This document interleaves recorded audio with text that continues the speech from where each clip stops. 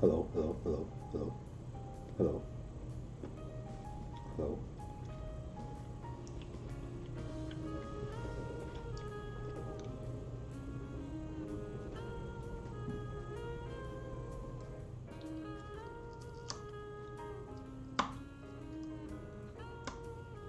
Hello.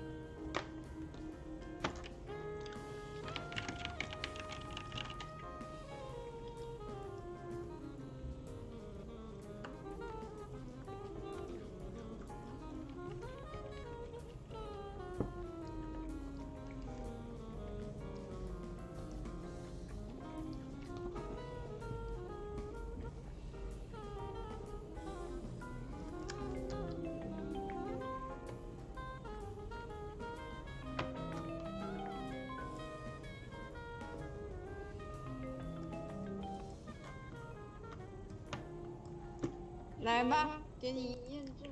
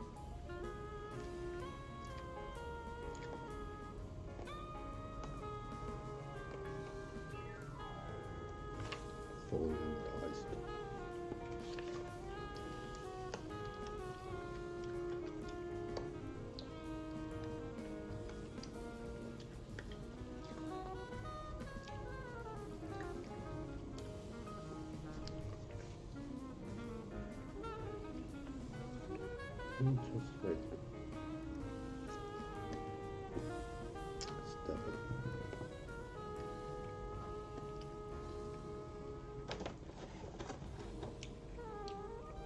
Folding.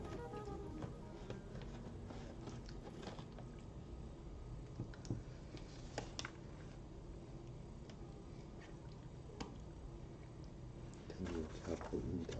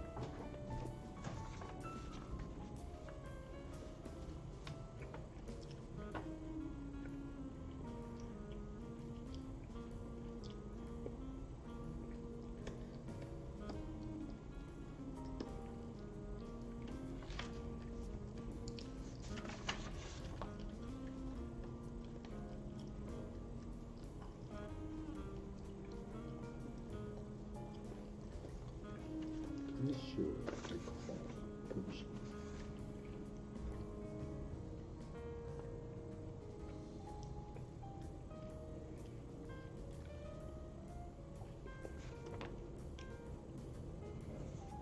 Put or bond trade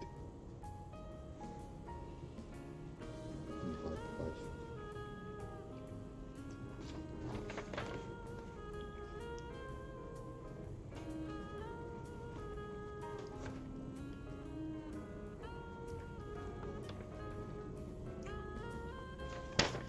So coupon. Pure discount.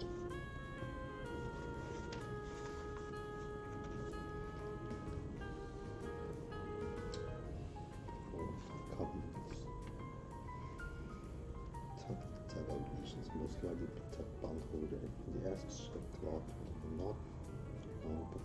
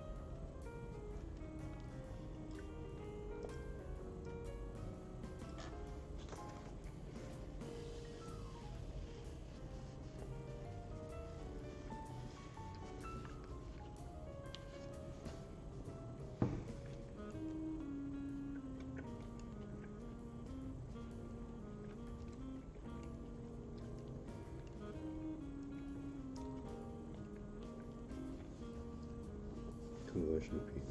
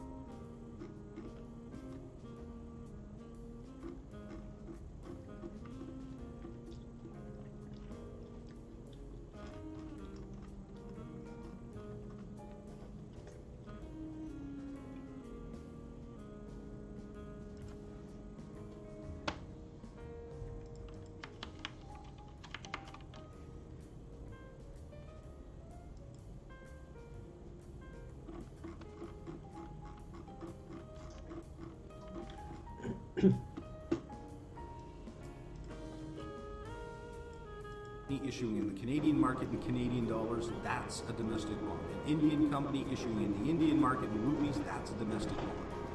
A foreign bond simply means it's a non-local company. So an American company issuing in Canada in Canadian dollars, that's a foreign bond.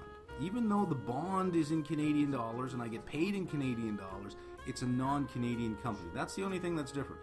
So if you're buying a bond in your country that's issued in your country in your currency by a company that's not of your country, that's a foreign bond. A euro bond, on the other hand, is issued internationally. In other words, it's not issued in any one country. It's issued internationally. The first two, domestic and foreign, mean that the legal, the regulatory, and tax implications governing those bonds are of the issued in country. So a Japanese company issuing in Canada in Canadian dollars is subject to the tax, the legal and regulatory framework of the Canadian marketplace. To avoid all of that, if they don't want to be regulated by any one marketplace, issue internationally, issue in the Eurobond market.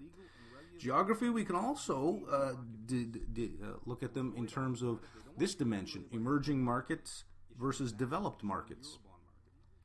And of course, we can see that of the three that we've already talked about, the issuer, the credit quality, the maturity, the currency, the geography, a bond can have all five of these qualities. All five of them. So they're not separate markets in the sense that if you're in one market, you're not in another. It's just we can describe a bond along those market dimensions, but that they have characteristics of all these dimensions. Coupon, fixed or floating. And you'll recall a floating rate does not mean that the interest rate or the coupon rate changes every single day. It changes every 6 months or every coupon date based on some reference rate plus a spread, and the spread is constant. That's a constant part of it, and the spread is credit quality related. So as long as the credit quality of the company doesn't change, the spread won't change. That margin won't change. The reference rate, on the other hand, fluctuates. So the reference rate is usually tied to some well-established benchmark. LIBOR is perhaps the more common one, and if you've been watching the news of the last couple of years, you know there's a huge problem with LIBOR rigging, and some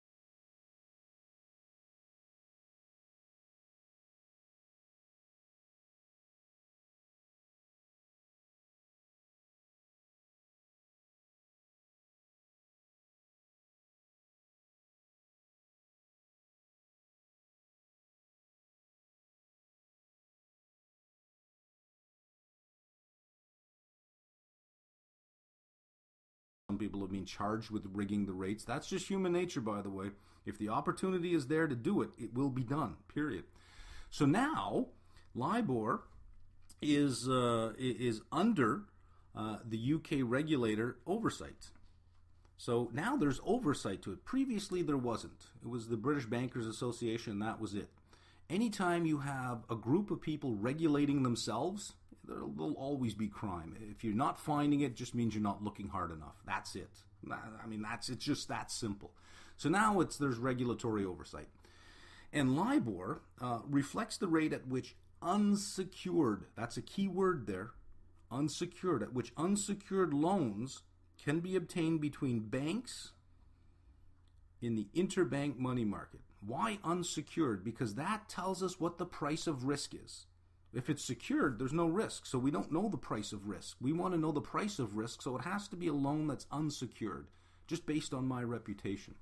So it's obtained between banks in the interbank money market. Now look at this word. I shouldn't have to give you the definition. We should be able to pull it apart. So let's do that. I'll pull it apart for you. The interbank money market is the market for loans and deposits between banks, hence the word interbank, right? Market for loans and deposits between banks. That's just between banks, one bank lending to another. That's why it's called an interbank. Between banks for maturities up to 1 year. Remember now, if something has a maturity that's 1 year or less, we call it a money market, not a capital market. That's why it's called the interbank money market. So when you see interbank money market, you see that's between banks for loans up to 1 year. There you go. Isn't that nice? Once you have the vocabulary, you can pull things apart like that. Here's the process, and depending on the book that you're using, it's not updated. As of 2014, 2013, 2014, this has changed. It's now 8 to 16 banks that submit daily rates that they believe that they could borrow at. So sometimes it changes. There might be fewer or more, but 8 to 16 banks will submit daily rates that they believe they could borrow at for only 5 currencies, not 10.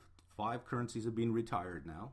They could borrow at for 5 currencies and 7 time periods. It used to be 10 currencies and 15 time periods with no regulation. Now it's 5 currencies, 7 time periods with UK regulatory oversight. You got to be a little bit more honest with how you calculate a rate that so much money is tied to. I think it's something like $325 trillion of debt is tied to this rate.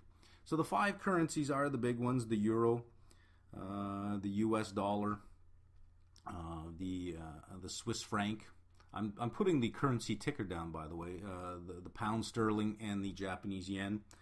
And the 7 time periods are 1 day, 1 week, and then 1, 2, 3, 6, and 12 months.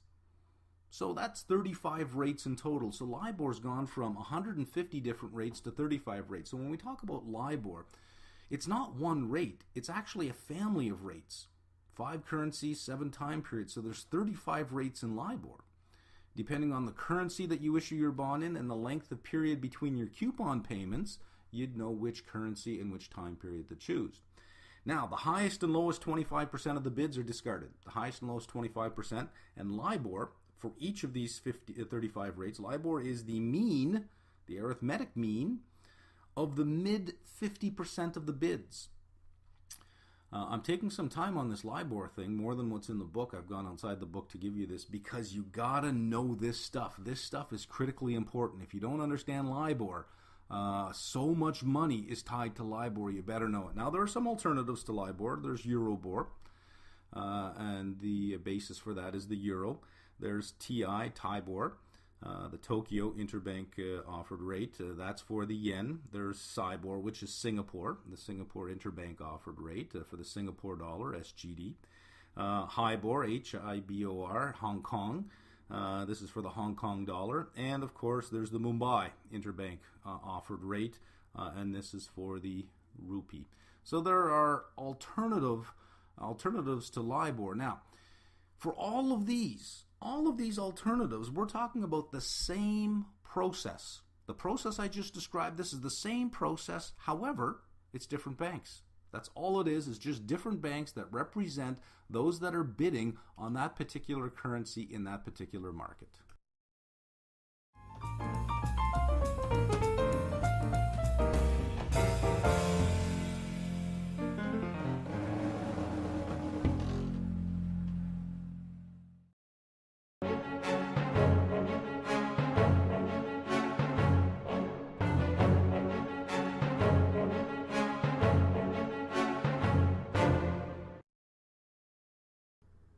Okay, we're going to move on to a discussion of primary and secondary markets.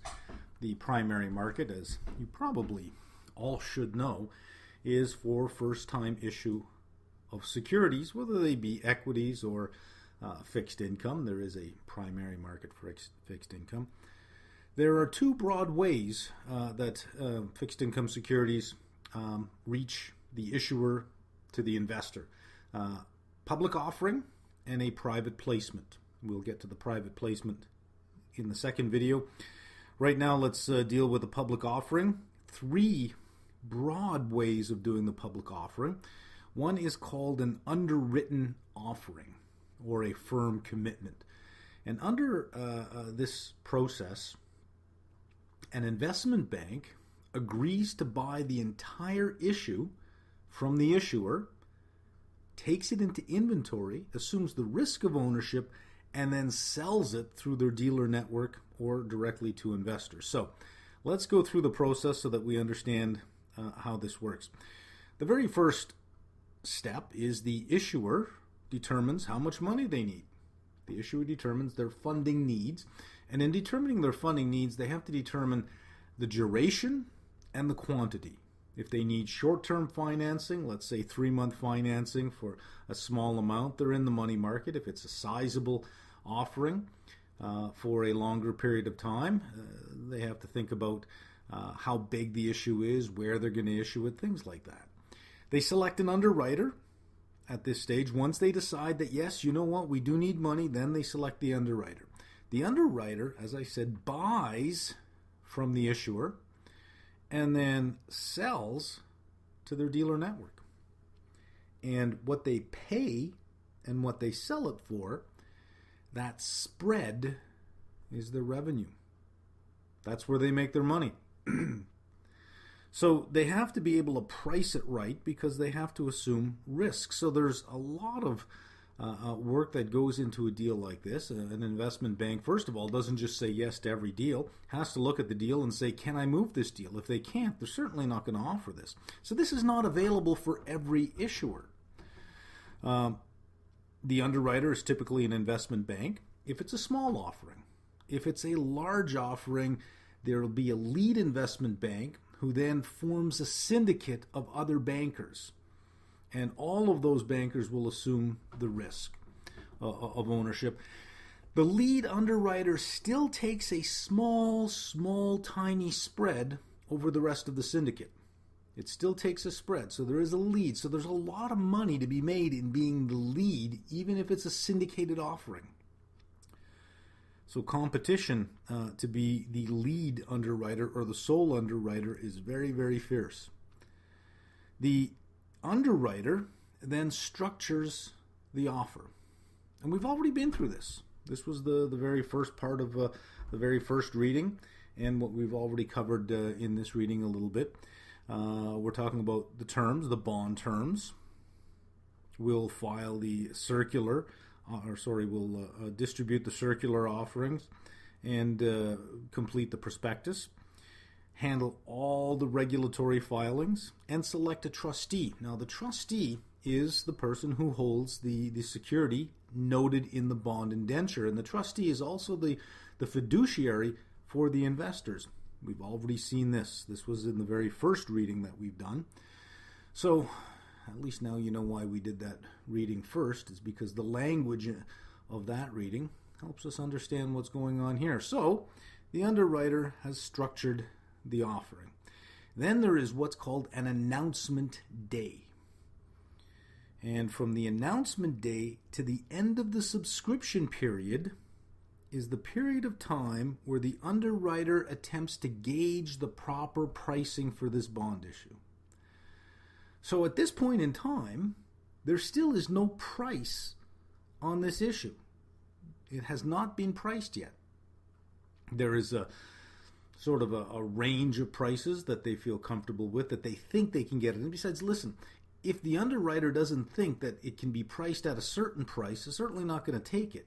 This price discovery is just to determine the proper price so that it's slightly oversubscribed and not undersubscribed, so that 99.5 might not be as good as 99.75, which might be even better at 100. Who knows? We have to figure it out, right?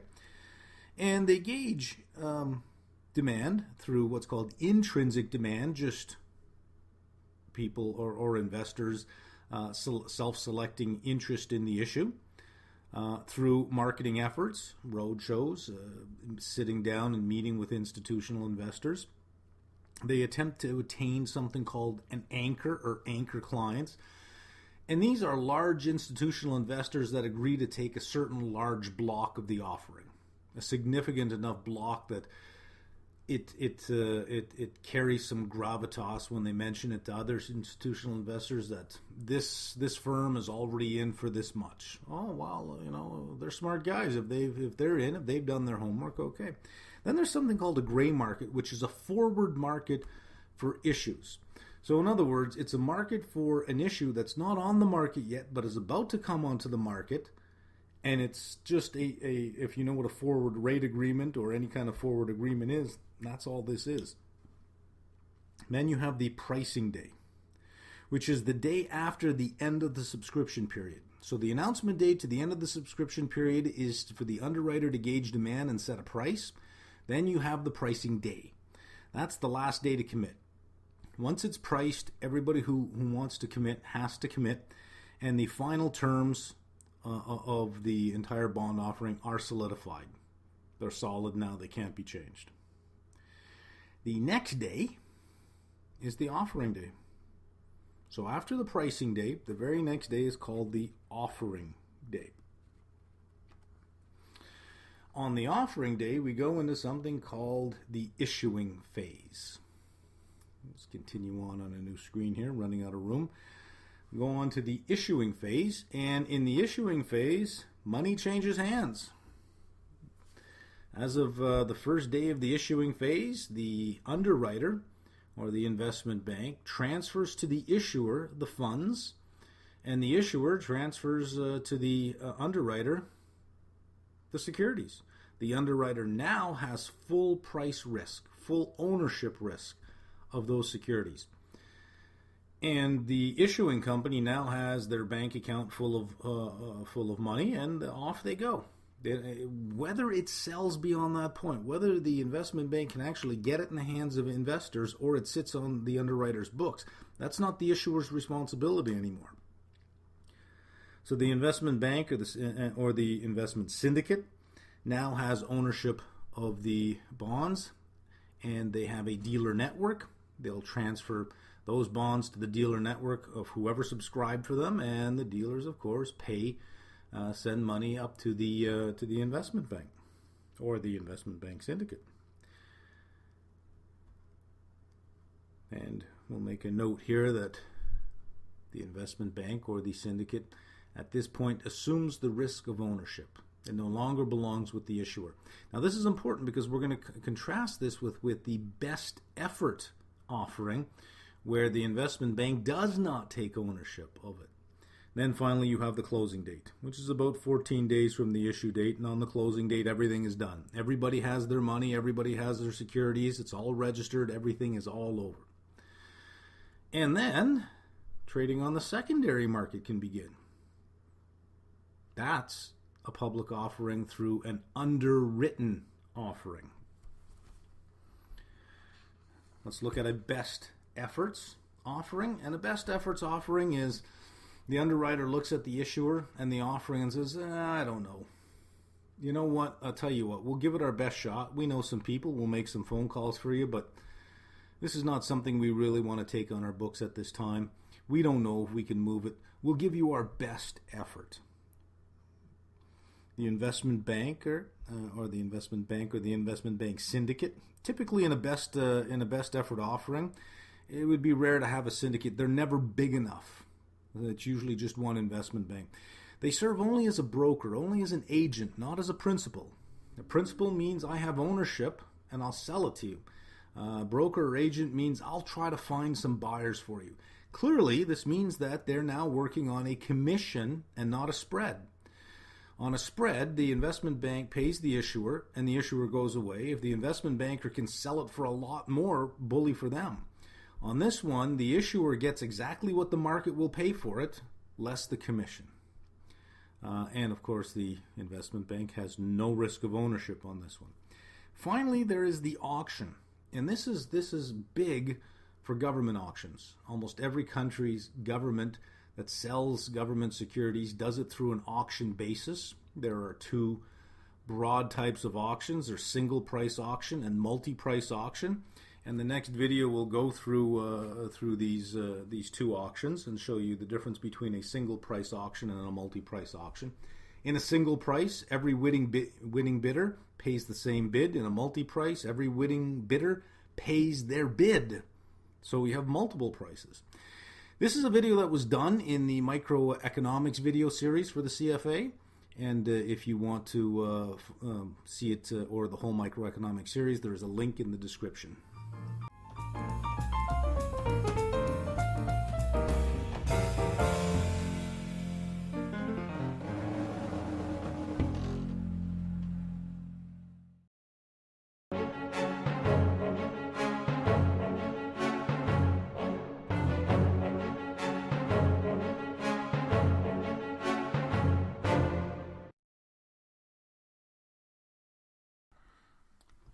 Let's have a look at auctions. We're going to look at some types of auctions and then we're going to walk ourselves through a securities auction. Two broad types of auctions, common value auctions. These are for things that will have an objective common value that everyone will recognize, but nobody knows it before it's being auctioned. Things like oil and timber leases, spectrum sales when the carriers buy spectrum. There is some value to it in their production process as an entry into their cost of goods sold, but it's hard to know what it is until it's actually put to use. And then we have private value auctions. Well, there is no objective value here. Think of artwork. It's whatever you think it's worth. It's subjective. So let's look at some types of auctions. We have the ascending price auction, which is probably the one that most people are familiar with. It's also called an English auction. This is where the auctioneer would start with a low bid, where a lot of people are bidding, and slowly raise the price. And as the price goes up, we hit certain targets called reservation prices. And somebody may have a reservation price here that says, well, that's it. That's the price that's the highest price I was willing to pay. Bidders drop out. And as the price continues to increase, we keep hitting other reservation bids and more bidders drop out. Until in the end, there's only one bidder. That bidder is the winner. And I'm putting it over here under private value auction because this is the most common type of auction. If you ever watched Sotheby's or Christie's auctioning off art, this is pretty much how it happens. The price goes up and up and up and up until there's only one person standing. That's your winner. For common value auctions, oftentimes there'll be a sealed bid process. And there's two types. There's a first price sealed bid. And what happens here is everybody who's interested submits a bid. All the bids are open at the same time, and the highest bid wins. The highest bidder pays what they bid. Well, this causes a bit of a problem through something called the winner's curse, that the highest bidder usually buys it at a price that nobody else wanted it at, and typically overpays for it. So in first price sealed bid auctions, the tendency is to underbid. Nobody wants to overbid. The tendency is to underbid. So it may actually result in a lower price because of this winner's curse. So to solve this problem, to get people to actually bid their reservation price and not bid under it, the second price sealed bid was developed. Let's get that down. Second priced sealed bid, sometimes called a Vickery auction. And it's the same process as the first price sealed bid. Everybody submits their bid and they're all opened at the same time, except with a twist. The highest bidder wins, but pays the second highest bid. So if you're not concerned about having to pay the bid that you're paying, you'll pay the second highest bid. You don't tend to hold back on your bid, but you may actually bid higher than you would want to under a first price sealed bid, so that the second price sealed bid ends up actually being higher than what it would be if it were just a first price sealed bid auction. Then we have the descending price auction. This is very common in government selling government bonds, government securities, and I'll show you Canada and the U.S. Selling their bonds. Both use a descending price auction, but slightly different. In this situation, we start with a high price and begin to lower the price until there's a bidder, until we hit the highest reservation bid. This would be the process for a single item. If a single item were being auctioned off with a descending price, as soon as the highest reservation bid were hit, that's it, it's over. So that would end that one. However, the descending price auction is typically used when there are multiple items of the same thing. 100 units of something for sale, or $250 billion of bonds for sale. So if there are multiple items, the highest bidder will select the quantity of the total that they want. So if there's 200 billion in bonds available, the highest bidder will say, I'll take 50 of them. And then bidding continues to drop until the next person says, I'll take this much, and it continues down and down and down until all the quantity is gone. So that's the basic process, is you start at the top and you work your way down until all the quantity is gone. And I'll do a little stick chart here to show you how it works. So it starts at a high price and works its way down. And at this price, some quantity disappears. As the price drops, more quantity here will disappear. And at some price down here, all the quantity that was available is now gone. All the quantity that's available is now gone. So let's see how Canada and the U.S. stack up. In this type of auction, each pay their bid. Each pay their bid. So you have different quantities clearing at different prices, and everybody pays the price they bid. This is the Government of Canada bond auction. Everybody submits bids, and if you are in the quantity that gets cleared, you pay what you bid. Another way of doing it, called a modified Dutch auction, is that all bidders pay the lowest bid that clears the quantity. So the highest bidder gets their quantity, the next highest gets their quantity, until all the quantity is gone. That price that completes all the quantity, everybody pays that bid. So the highest bidder doesn't pay the highest bid, pays the bid that clears the market. And that is U.S. Treasuries. And we're going to see an example of it very shortly.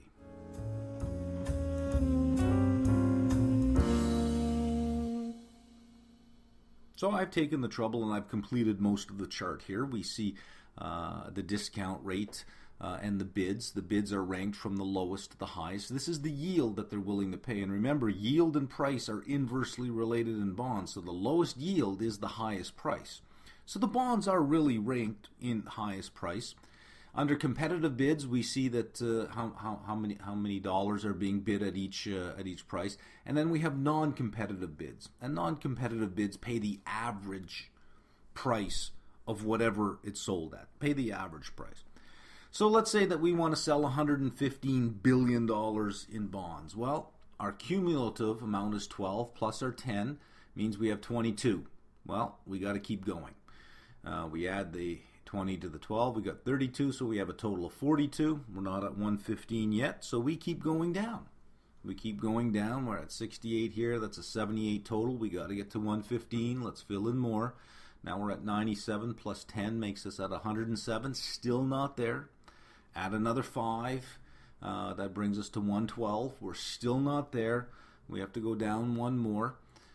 So once we add this 117 and plus the 10, we get to 127. We stop. We stop right there. We've got the 115. In fact, we're over the 115. So the winning bid is the winning yield is 0.16. The winning price is 99.84. Everybody pays that. If this were the U.S. Treasury auction, everybody pays that. If this were Canada, everybody pays their bid. So everybody pays that except this 127 at the bottom here. This 112 gets filled. All of that gets filled. But we're 3 short of the 115, and there's 15 bid here. So only 3 of the 15 get filled. In other words, everybody who bid at that price only gets 20% of what they bid on. Only gets 20%. So all will pay the 99.84. Even the non-competitive bids will pay 99.84. The bidders at 99.84, the 15 billion bid at 99.84, only get 20% of their bid. So if there were 3 bidders, each bidding 5, each one only gets 20%. Each one only gets 1 billion. They get 20% of their quantity that they bid. Everyone else gets 100% of the quantity that they bid. So, for instance, the low bid of 0.1575 had a competitive bid of 12. They get filled. All the non-competitive bids get filled. Only the bid at 0.16 gets 20% of what they bid. And we can see down here, everybody with a check mark gets filled. They get 3, and it's over. So let's finish up with primary market offering. And remember, the primary market is the first time issuance of securities. We've already gone through the public offering. Gets filled, they get 3, and it's over.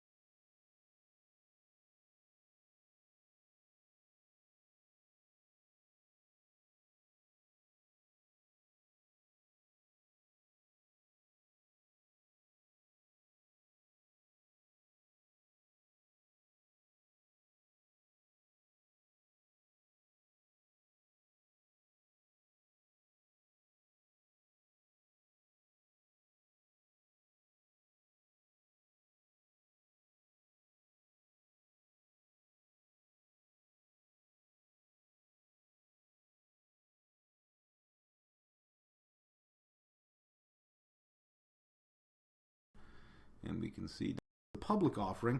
Let's talk about a private placement, because this does happen. And a private placement, to contrast this with a public offering, a private placement is non-underwritten. You could have an investment bank acting as an agent for you, but there's no underwriting process. It's non-underwritten. It is unregistered as well. It's unregistered because you're placing it privately. You're dealing with one or a few large institutional investors. You're approaching them directly saying, would you like to buy this issue? In other words, it's nothing more than going to another company or another fund and saying, can you make me a loan? It's a non-publicly traded security. It's a private placement. So you can avoid the prospectus and the whole issuing process and the whole registration process. The type of funds, usually pension and insurance companies, they got long-term horizons. They have, in a lot of times, a low need for liquidity, but a higher need for yield. A private placement is going to have to pay a little bit of a higher yield than what's offered in the public. One of the reasons is because no one's bidding away the price. So it could have the same coupon as something in the market, but the marketplace might have bid the price of the bond issue up so that the yield is lower than the coupon. This doesn't happen. In a private placement, they get the full coupon. Typically no secondary market, so you give up that liquidity, but even though there's no secondary market, it doesn't mean it can't be sold. One big pension fund can find another fund somewhere and say, look, we have this bond issue, there's 10 years left on it, here's the coupon, do you want to buy it? And they can arrange for a sale between themselves. That's not a problem on trading it off. But there again, it's not a liquid market. Let's move on to the secondary market. The secondary market means that it's already issued and it's being traded. So that when you buy a security in the secondary market, none of the funds go to the issuing company. They just get transferred between investor. And of course, oftentimes you have a dealer sitting in the middle with their hand out taking their little money grab, right? What a beautiful industry. So you can have investor to investor. I just described that in private placement. You can have investor to investor, so that the dealer who posts a bid and an offer all the time could buy from one investor in the morning and later in the afternoon sell to another investor. The dealer in this case is acting as a principal. You could also have an investor approaching a dealer who then approaches another dealer who then finds another investor. So some investor wants to sell. The dealer says, I'll look around, finds another dealer who has an investor who wants to buy. In this case, the dealers are acting as agents or brokers, working on a commission. They take no ownership of the security. Now, these investors in the secondary market, especially for bonds, tend to be institutional investors or central banks. These are the big guys. The retail investor, not really. Rarely shows up, only because they can't buy in the size that's necessary to play in this market. And there are more efficient ways for a retailer to get bond exposure through bond funds as opposed to stepping in and doing it themselves. And it requires a lot of homework to be able to figure out what you want to buy, right? So there's very little retail trading, non-existent. I'd probably have it and say less than 0.5%. Some bonds can be exchange listed, but this is very, very limited, especially when it comes to government securities, very limited. And yes, there are some corporate securities that are publicly traded, but not so much. When they tend to hit the exchanges, they tend to be traded as exchange-traded notes as opposed to full bonds, but they do exist. The vast majority is OTC, over-the-counter. Vast majority of bonds are listed here. Dealers here act as market makers, and what that means is that a dealer will post in all of the bonds they want to make a market in, they'll post a bid and an offer, a price at which they're willing to buy for inventory and a price that they're willing to sell from inventory. In other words, they're going to own that particular security for a period of time. And they hope to profit from the spread. The lower the spread, the tighter the spread, the more liquid the bond offering is, or the more liquid that bond market is, or the market for that particular bond is. Finally, settlement. This will be quick. So for government and quasi-government securities, settlement is T plus 1 day. T is the transaction day. So transaction day plus 1, so tomorrow. We do it today. If we trade today, we settle tomorrow. Capital market securities, not money market. That's capital market. For government and quasi-government, all their capital market securities. All corporate securities, T plus 3. Again, these corporate securities are capital market securities. All money market, same day. Why same day? Because a money market can be as short as 1 day, so you got to settle up on the day that you trade.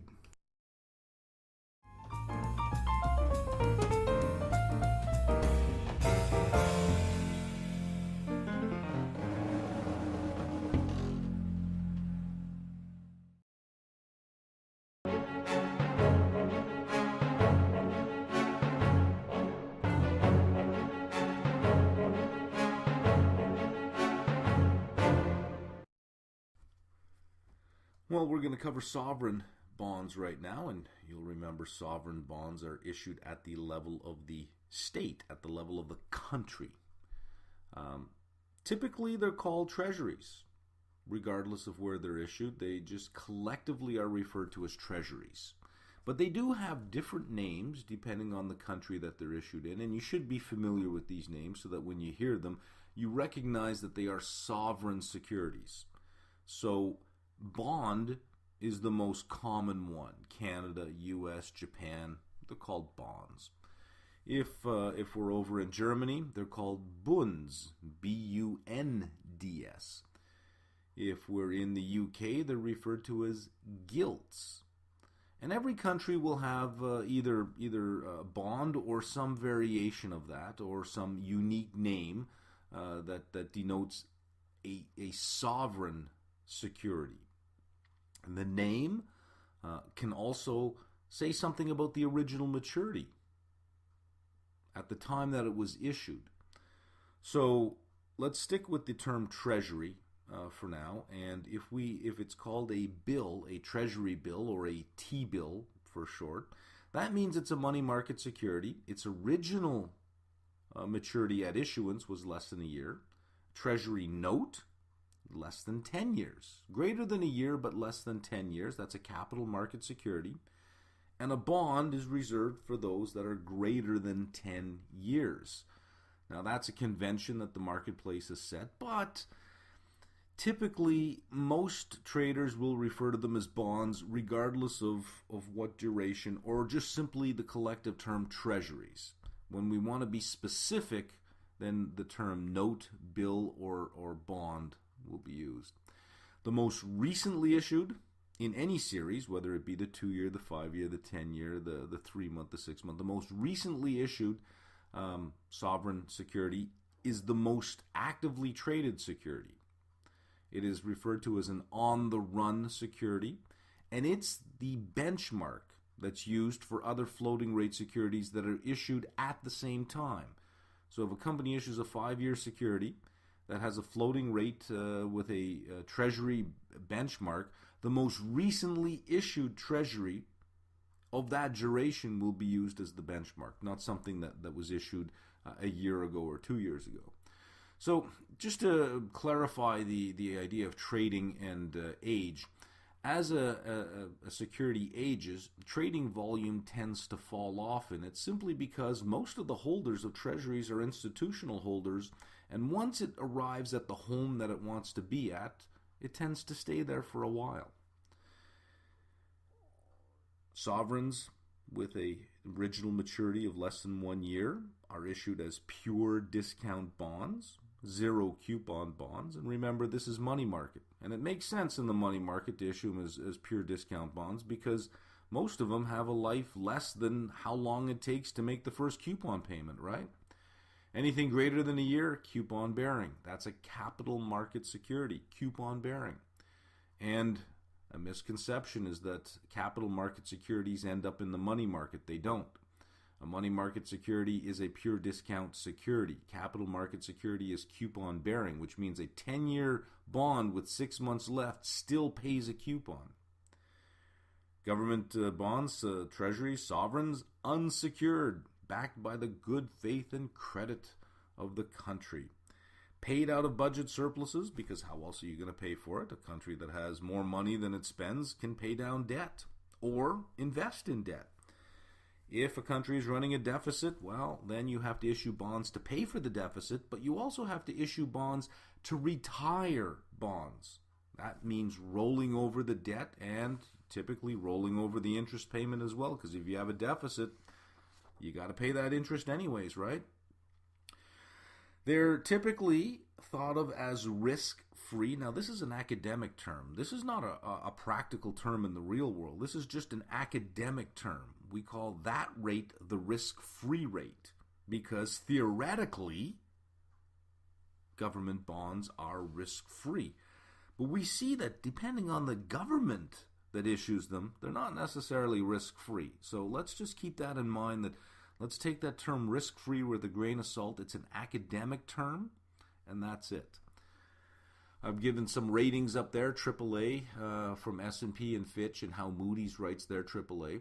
Now, when we say risk-free, we're talking about local currency. if a sovereign issues a bond in a foreign currency, it will carry a lower credit rating, which means there'll be a higher yield associated with it. So when we talk about the risk-free rate, especially when we get to corporate finance and we're looking at pricing things, the risk-free rate becomes important. We are talking about a sovereign a treasury issued in a local currency. Most sovereigns typically have a fixed rate, which is the most common, by far the most common. Some have floating rates, and if a bond is issued or sovereign is issued with a floating rate, it will have lower interest rate risk, so that it'll have less price volatility. We're going to see that in the next reading when we start pricing bonds, that there's a relationship between the price of the bond and the movement in interest rates. Countries like the US, Japan, UK, they never issue floating rate securities. Germany, Spain, Mexico, they do. So some countries do a mix of fixed and floating, and some countries just have fixed, and they let the market determine the price of the bond at that time. However, when we get to something like linkers or linked bonds, inflation-linked bonds, many countries issue these. And it's not it's a floating rate bond in a sense, but it's linked to some index as opposed to an interest rate. Most common indexes are the CPI or the retail price index if it's something like the UK. And it is not a perfect hedge because inflation measures the average price of an average basket of goods that an average household buys. And if you're familiar with some writings on the flaw of averages, you'll find that there's very few people who are actually average. So the CPI actually represents almost nobody. You'll get to that in macroeconomics. Non-sovereign bonds. Different names in different countries. So you have to be familiar with whatever country you're working with. You should be familiar with the names of the types of sovereign bonds in your particular country. There's too many of them to go through. Just be aware they have different names in different countries. They also have ranging tax treatment from full tax to tax exempt. Higher yield than the sovereign. The non-sovereigns, remember, are the provincial, state, municipality, etc. Higher yield than a sovereign bond. Tend to have a lower credit rating. That being said, though, even though we say it has a lower credit rating, it's still a very high credit rating. It just won't be as high as the sovereign because dollar for dollar, the sovereign is considered less risky than the non-sovereign, although less risky is such a small difference that it hardly even matters. Continuing on with non-sovereign bonds, we've covered the state, provincial, and municipal. You have the supranational, and we've already mentioned one of these, World Bank, IMF, for instance. They're also referred to as multilateral agencies. Their bonds are simply just called supranational bonds. They tend to be more often than not straight, fixed income, non-linked bonds, what are called plain vanilla, your typical conventional bond. And for some countries that don't have liquid bond markets, liquid bond government markets where there is a good liquid secondary market for their bonds, the supranational bond sometimes acts as a benchmark for countries with non-liquid bonds so that the sovereign bonds are not the benchmark reference rate. So there is some purpose behind following these types of bonds. Then finally, in the sovereign category, we have what are called quasi-government bonds or agency bonds. And remember, the quasi-government they're enterprises that are either sponsored or owned by the government, but issue bonds in their own name, not in the name of the government. So they're not really guaranteed by the sovereign. When a GSC, a government-sponsored entity, issues a bond, there is nothing written in the bond indenture that it's guaranteed by the government. It is implied, however, because it's thought in the marketplace, the government's not going to let its own default. It's going to step in if something goes wrong. It may not have an implicit guarantee, but it's implied. And it's repaid from the cash flows generated by the entity. It's not repaid by the sovereign. So it doesn't come out of tax revenues, it comes out of the revenues of the entity itself.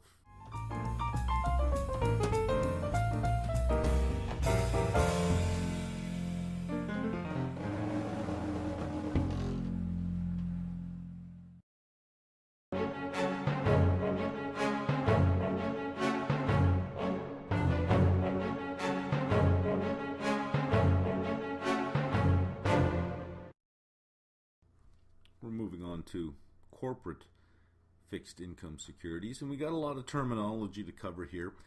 The big difference between governments and corporations is that corporations have a choice. They don't have to issue just fixed income. They have a choice between fixed income and debt. And even within debt, fixed income or equity, debt or equity, even within debt, they have a choice between public and private. So let's talk about private first.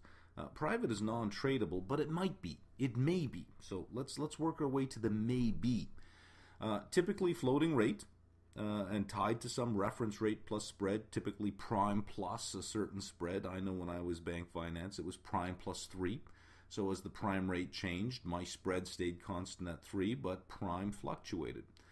And your repayment is typically a fixed payment amount, or it could be a fixed payment of principal plus a variable interest expense each month. So mine was a certain fixed principal and then whatever interest was. So my payments every month changed. You can have something called a bilateral loan. This is a bank lending to one company.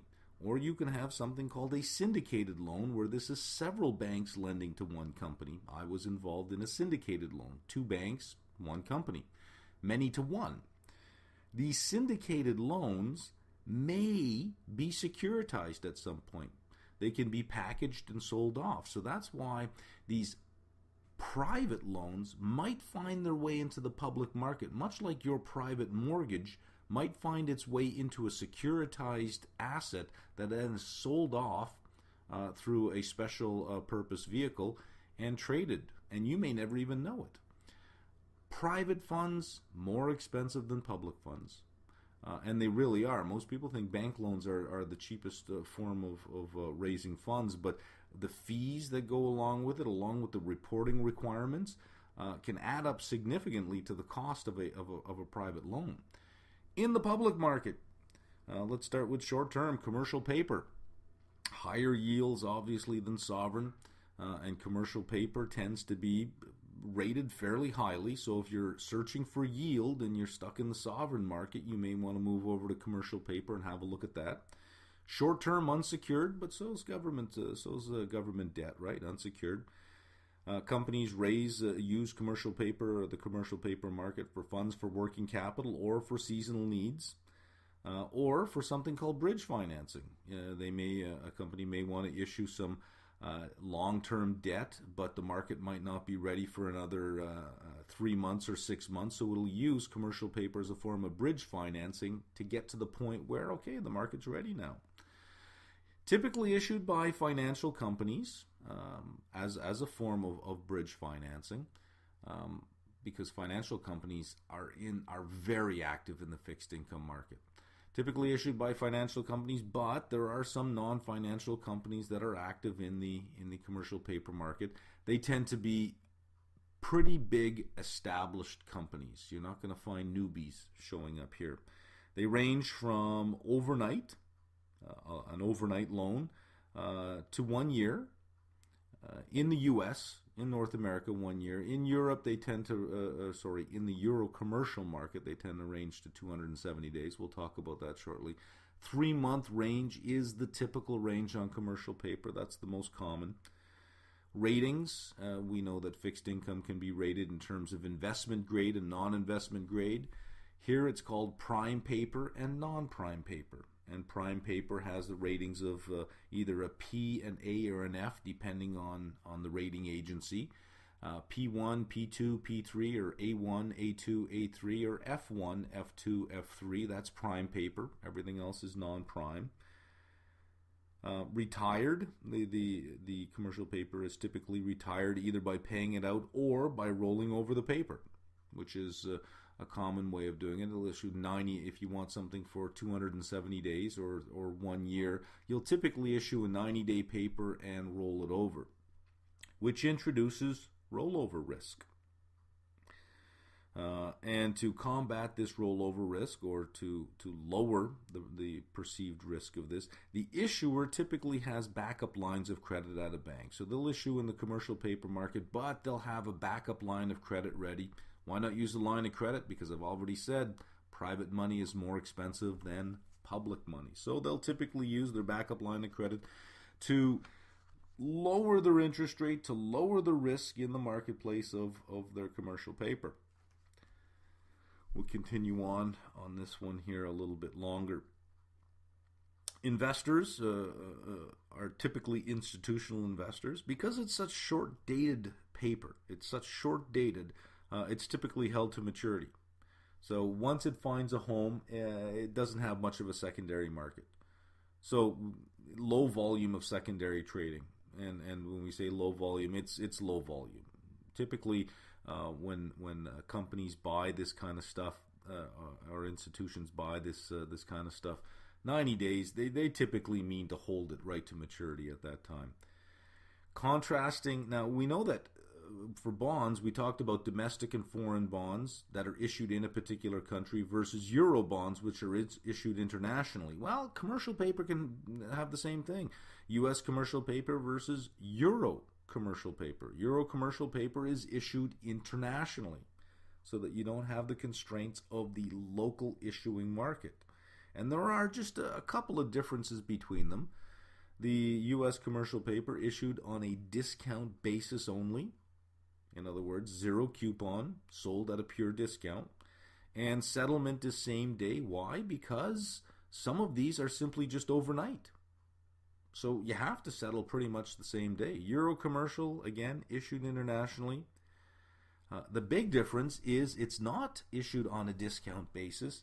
It is interest bearing, which means there'll be one interest payment because there's maximum of 270 days life of this. So it'll be sold at par and redeemed at par plus interest. Whereas in the US, it's just simply sold at a discount and matures at par. And the settlement on euro commercial paper is T plus 2 because, well, you're dealing internationally. You have to clear it through a different clearing marketplace. Corporate notes, short-term, medium-term, long-term. Commercial paper is the equivalent of a T-bill for companies. When we move into notes, short-term notes, less than 5 years, greater than a year, but less than 5 years. Medium-term notes, greater than 5, but less than 12. And long-term, greater than 12. And we typically refer to the short and medium as notes, and the greater than 12 are typically referred to as bonds. The coupon can be fixed or floating. And when it's floating, the floating rate can be tied to an interest rate, so to some benchmark like LIBOR, or some reference rate, not benchmark, scratch that, reference rate like LIBOR. So it can float based on interest rates. It can float based on inflation, so it can be tied to an index like the CPI. Or it can float based on credit ratings.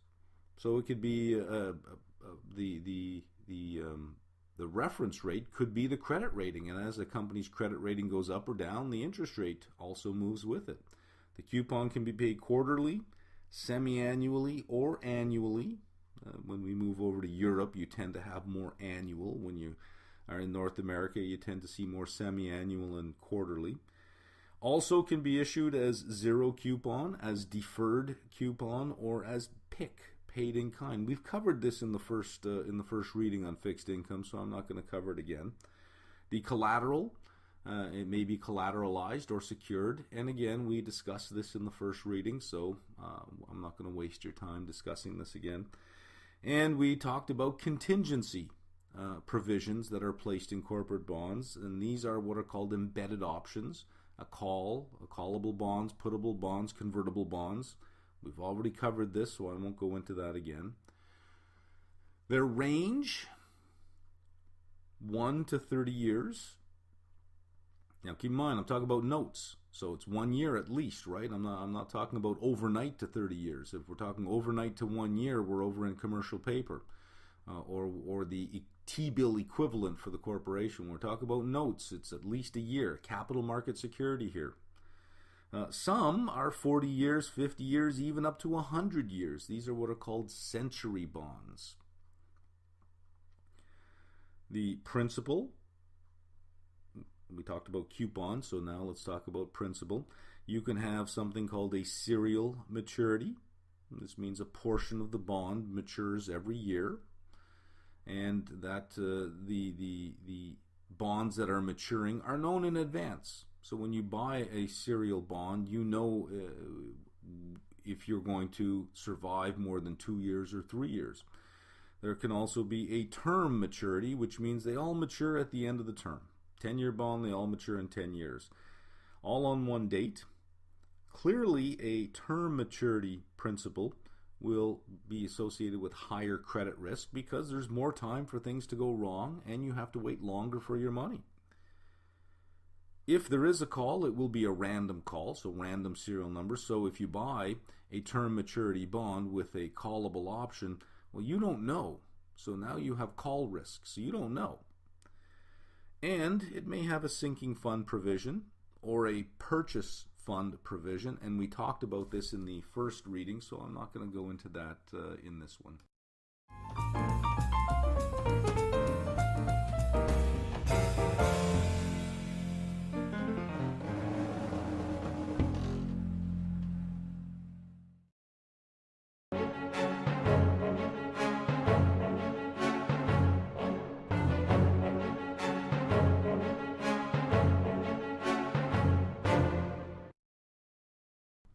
Okay, we're on the last two learning objectives of this reading, and we're going to do it all in one video, learning objectives 7 and 8.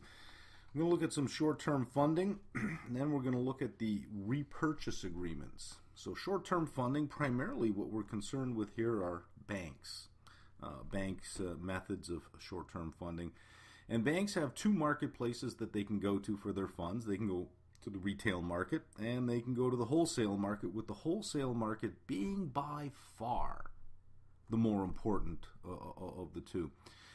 One of the reasons why it's become bigger than what it historically always has been is because the retail client has gotten more savvy and wiser about their funds and has greater access to the market than ever before. So savings accounts aren't really as important as they used to be. So banks have found that they have to go to the wholesale market more often and in larger amounts than they can rely on the retail market. So retail deposits is the biggest part of the retail market. This is for individual and commercial depositors. Three types of accounts: demand accounts. Companies and individuals leave their money on hand with the bank. If you carry a minimum balance, there are no fees. That's how the banks at least try to achieve a bigger slice of the retail market. And it matters. And it matters because, follow along here, a typical checking account might be $14 a month. And that's roughly about, times 12, $168 a year. At least this is it for me, $168 a year. You carry a minimum $4,000 balance, that's free. That's the same as a 4.2% return. If you put $4,000 into a fund somewhere and it pays $168, that's a 4.2% return. Well, avoiding paying $168 is the same thing. So banks have become more competitive on the demand side by offering that kind of opportunity cost return. Savings accounts, not really a big thing anymore. So they offer something that sits kind of in the middle of the two, what's called a money market savings account, which has a higher rate of savings return than savings, but you know, it's still not a big deal for banks. Short-term wholesale funds. This is the big thing. This is what banks do, and we're going to talk about three particular things or three particular methods for short-term wholesale funds. Number one, central bank funds. This is how it works.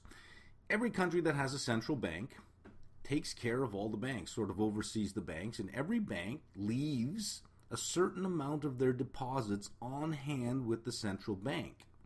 So if our central bank is up top and all these little guys down here are all the multitude of banks within a particular country or under the purview of a particular central bank, all of them leave reserves with the central bank. So if they take in $100 of deposits, there's a certain percentage of that they have to transfer to the central bank. That is called the reserve ratio, and that ranges anywhere from 5 to 10%. So the central bank ends up getting a lot of money sitting in its account. Now, banks are in the business of, if they take in $100, they send $10 to the central bank, they have $90, they lend out that money. And at any given time, a bank may have more reserves than what's required or less reserves than what's required. So they're forced into a position where they have to engage in some short-term borrowing or some short-term lending. Well, that's what the central bank is there for. With all of the reserves that the central bank has on hand, it has a cash hoard which it can extend to the smaller banks to ensure that they have proper liquidity to meet all the needs that arise on a short-term basis. Again, this is short-term financing. So at any given time, banks may have more or less than needed. And this is where they draw upon the central bank to either hold the extra funds for them or to lend them funds. Typically, it's overnight. When you're borrowing from the central bank window, typically you're borrowing overnight. The other big source of short-term wholesale funds, we've talked about it before with LIBOR. Remember we said LIBOR is a rate established in the interbank money market. Well, there's an interbank market for short-term loans. And interbank market means bank to bank. So A to B. For instance, Bank A and Bank B can engage in lending and borrowing. Overnight, if the loan is for overnight, it's referred to as overnight funds. It has 1 day maturity. Or there's a marketplace for what are called term funds. And term funds are everything but overnight funds. So 2 days, 3 days, 90 days, 6 months, etc., up to a year. Although you don't get into too much of the 1 year thing into the interbank market. It's really, when it says short term, you really got to put the emphasis on the word short on this one. And how the interbank market operates is that the central bank influences the interest rate at which banks charge each other for deposits and loans. So let's say that the central bank sets a target rate, and this line right here, let's say, is the target rate. Call it 1% or 2%, whatever you want, but that's the target rate. From there, it'll set an upper band on the target rate. So if the target rate is 1%, the upper band will be 1.25%. It's usually 25 basis points higher. That's an upper band. And it'll have a lower band on the target rate. So if the target rate again is 1%, the lower band will be 0.75%. So the central bank sets a target rate, and it tells banks that's the target that we're targeting for the Fed funds rate, or whatever central bank funds rate it is. So how does it do this? Well, in the interbank market, banks lend each other money. The central bank stands ready to lend money at the upper band, and it stands ready to borrow money at the lower band. So if banks start charging each other more than the upper band, the central bank will step in and say, don't borrow money at a higher rate, you can borrow from us at this upper band. So a bank has no incentive to lend up here, and a bank has no incentive to deposit down here, because the central bank will pay a higher rate on deposits than the green X that I did under the lower band, and will charge a lower rate on loans than the upper band. Now, each of these, the actions it takes at the upper band and the lower band, have names, and we'll get to them when we talk about purchase and the repurchase and reverse repurchase agreements. A third source of funding, certificates of deposit, CDs. And CDs happen at both the retail and the institutional level. At the retail level, they're typically what are called non-negotiable, non-transferable, which means an individual buys a 3-year certificate of deposit. It's pretty much locked in for 3 years. There's pretty much a penalty for withdrawal. Only the original issuer can get the money back. It's non-transferable. That's not a big deal for banks. That's a small business, but they're still going to go after it. The big business are what are called negotiable or transferable CDs, or large denominated certificates of deposit. Smaller negotiable ones are still at the retail level, so a retail investor can still engage in a negotiable certificate of deposit, although that's not big. That's really not big at all. In fact, you can pretty much ignore that. It's the large ones that are important. These are institutions and institutional holders, and it's traded among institutionals. That right there is a major source of short-term funding for banks in certificates of deposit, are the large denominated ones that trade among institutions. Let's talk about these repurchase agreements, or what are called repos. And the repurchase agreement and the reverse or special repurchase agreement are the major mechanism by which central banks perform their open market operations to target their target overnight rate. And when you deal with the macroeconomics part of the course, we'll talk about specifically monetary policy and how it's done using these repurchase agreements. It's basically the sale of a security with an agreement to buy it back at a future date at an agreed upon price. Think of a pawn shop. You bring your guitar into the pawn shop says, I'll give you $100 for it on a 2-week loan. When you come back, you got to buy it back from me for $120. After 2 weeks, if you don't go buy it back, the pawn shop keeps the guitar and sells it themselves. But if you go back, you get to buy back your guitar. Well, it's the same thing. But basically, you're not pawning a guitar, but you're pawning a security. So A will sell a security to B, and B will give funds to A. That's step one of the repurchase agreement. B buys the security from A.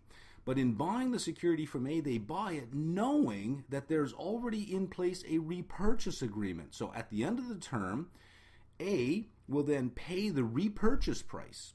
This is now A going back to the pawn shop to buy back its guitar. It'll pay the original loan that it got against the guitar plus interest.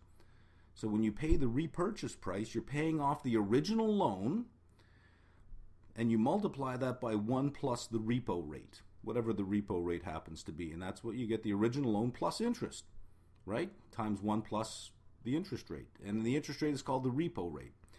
And the return of the security is called the repurchase, a repurchase agreement. So A will sell the security to B on the condition that A will repurchase the security at the end of the term and repurchase it for the original price plus the repo rate. And the term can be that God again will sell a week loan. When you come back, you got to buy it back from me for $120.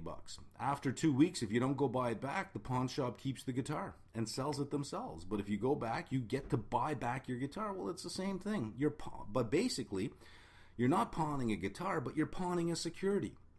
So A will sell a security to B, and B will give funds to A.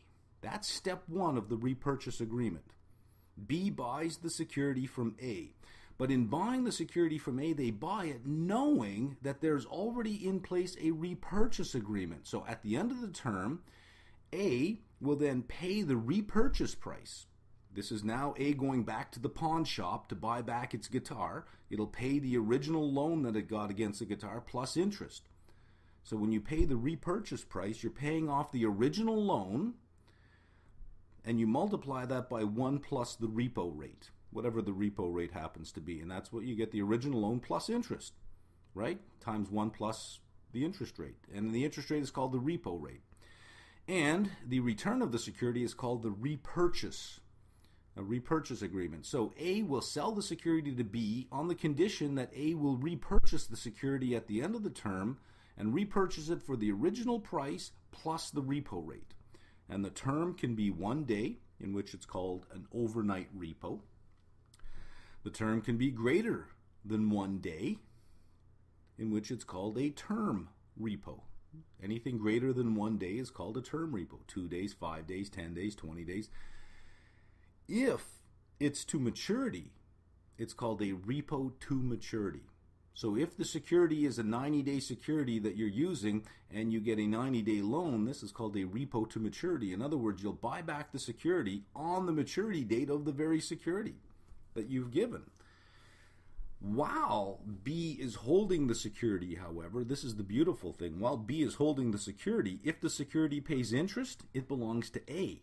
So let's say that you have a security that pays 2%, but the repo rate is 1%. Well, then what you want to do is you want to buy as many of these 2% securities as you can, and then enter into repurchase agreements to maturity and have somebody else hold the security while you get the interest rate and you make the spread. Isn't that beautiful?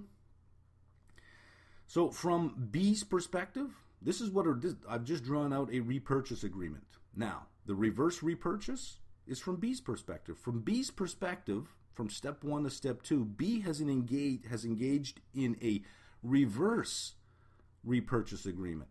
The reverse repurchase agreement means that you're not selling the security first for money, but you're borrowing the security instead.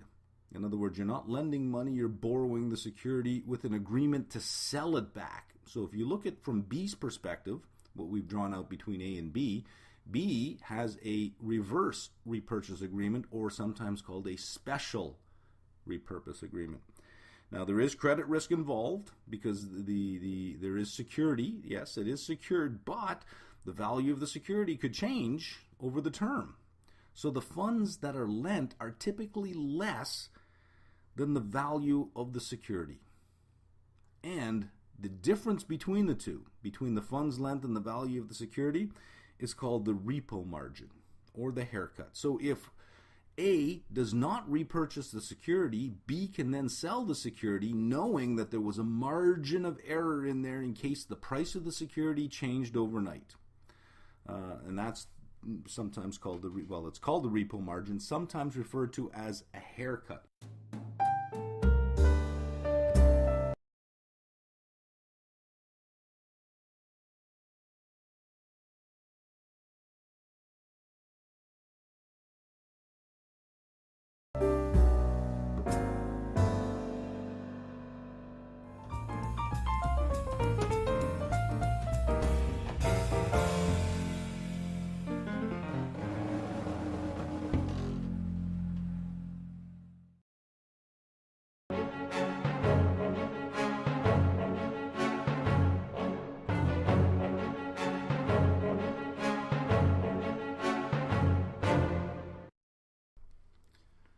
We're beginning the third reading in the fixed income series, and this is on an introduction to bond valuation. And it really is just an introduction to valuation, but it's also the reading where a lot of potential candidates just decide that I don't get this. I'm going to forget about this. So stick with me here. Let's take a typical 3-year bond. We will have a negative present value, because this is cash flows. Cash flow is leaving, so present value is always negative, followed by a series of payments, coupon payments, with our last coupon payment being the coupon plus principal or future value. I've drawn out here a timeline for a 3-year bond. So let's just take a general view at how we would price this bond using the time value of money. Our first payment would be discounted by some required rate of return. So our present value would equal the first payment discounted plus the second payment discounted by that required rate of return. Of course, it's squared because it's 2 periods. And finally, the last payment plus the future value discounted at that required rate of return for 3 years, so it's cubed. This is something you should have seen before. If this is brand new to you, this is going to be a rough reading, a very rough reading. This should just be a review to get you familiar with the terminology before we really get into it. As far as a calculator is concerned, your keys, PV is present value, PMT is your coupon payment, the payment that you receive. FV is your future value, which is always par or face value, whatever the bond's face value is. So future value, also known as maturity value, also known as face value, also known as redemption value, also known as par value. All those names refer to the same thing. Refer to exactly the same thing. And r, little r, if we look at our denominator, 1 plus r, little r is the market discount rate, or what's called the market determined discount rate, also called the required rate of return when you're deciding whether a bond is priced right for you. We can determine what the market required rate of return is on a bond, and you can determine what your required rate of return is if the price of that bond is higher or lower than what you need. To make things easy, because there's a whole bunch of different face values on bonds, we use a 100-point system to price bonds. All bonds are priced based on 100 points. The points are percentages. You think of them that way. So let's take a $3,000 bond priced at 94. What this means is this bond is selling for 94% of its face value, whatever its face value happens to be. Here we see its face value is $3,000. So if it's priced at 94% of its face value, this particular bond is priced at $2,820.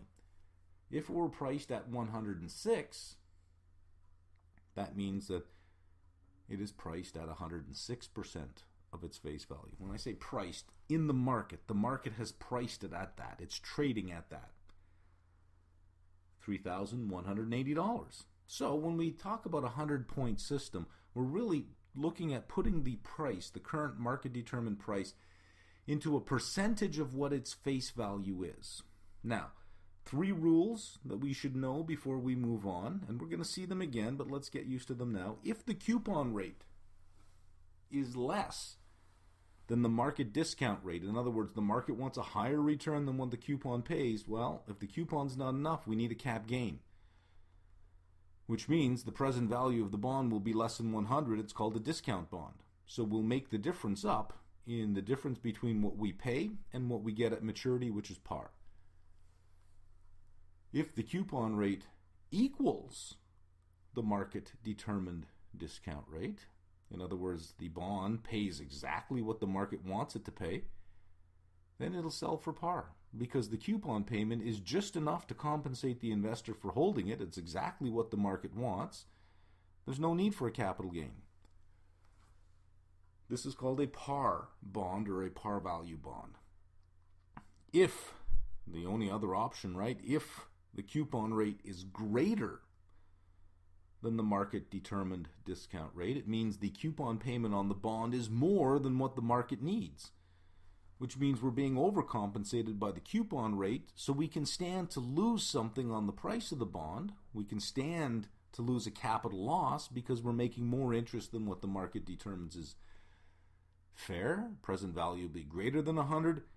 This will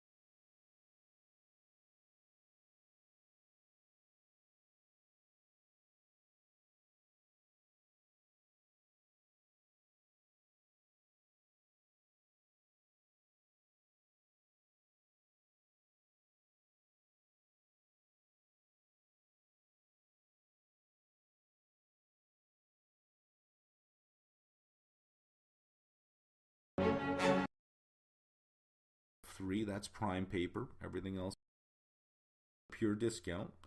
And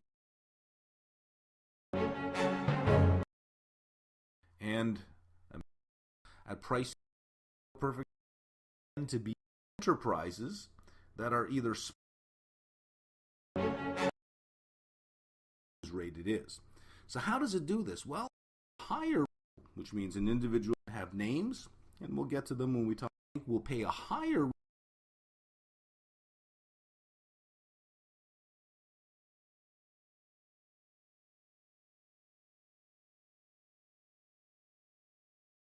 rate on depositors. There's pretty much a penalty for withdrawal. Large denominated target repo at the retail level to reverse repurchase agreement.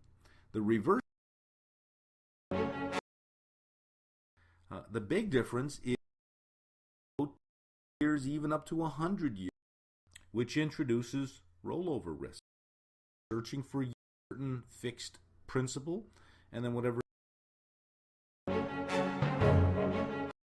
Cut that in half to 2.5.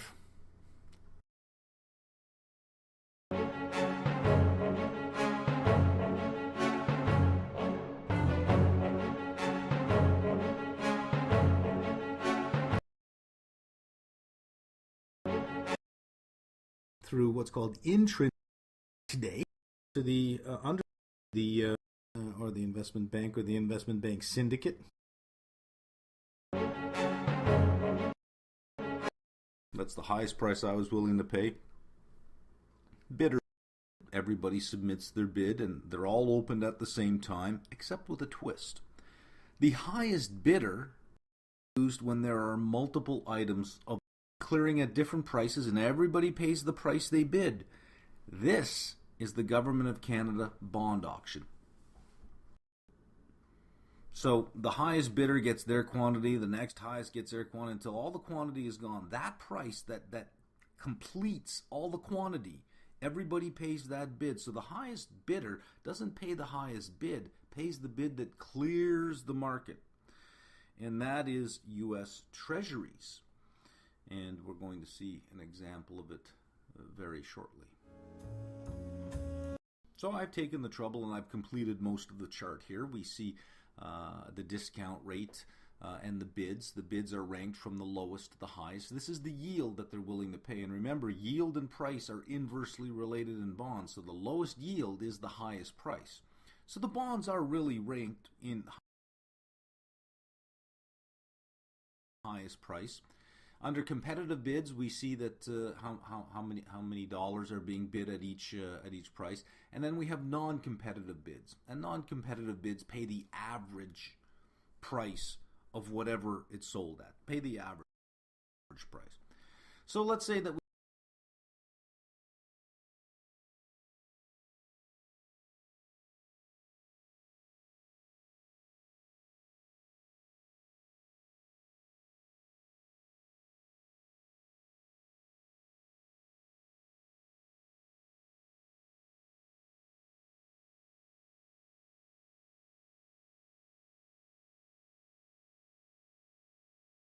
deficit this year. Well, sweetie pie, participate in Treasury auction.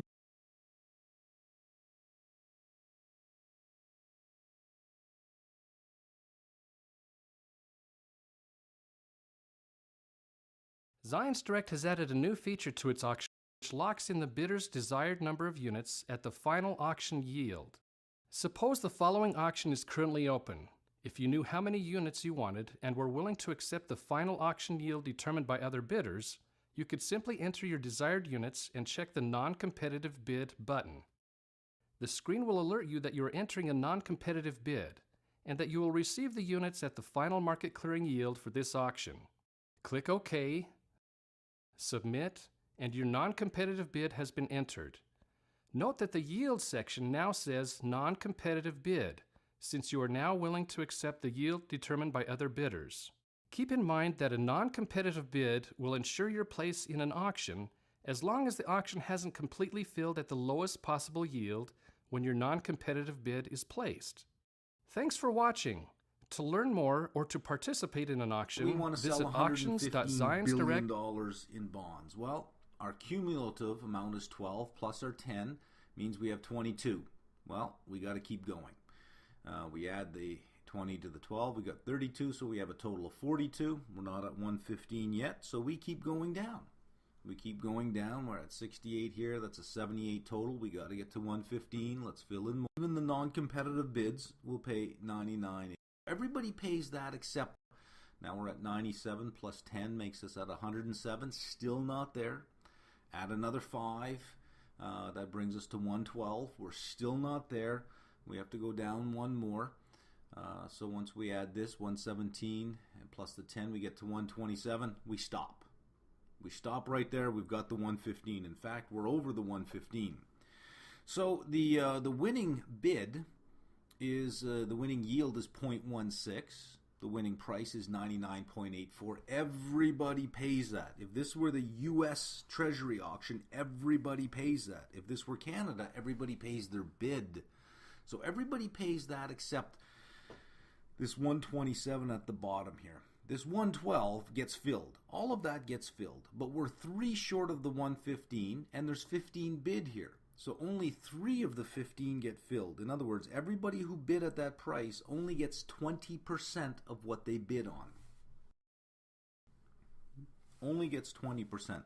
So all will pay the 99.84. Even the non-competitive bids will pay 99.84. The bidders at 99.84, the 15 billion bid at 99.84, only get 20% of their bid. So if there were 3 bidders, each bidding 5, each one only gets 20%, each one only gets 1 billion. They get 20% of their quantity that they bid. Everyone else gets 100% of the quantity that they bid. So, for instance, the low bid of 0.1575 had a competitive bid of 12. They get filled. All the non-competitive bids get filled. Only the bid at 0.16 gets 20% of what they bid. And we can see down here, everybody with a check mark gets filled. They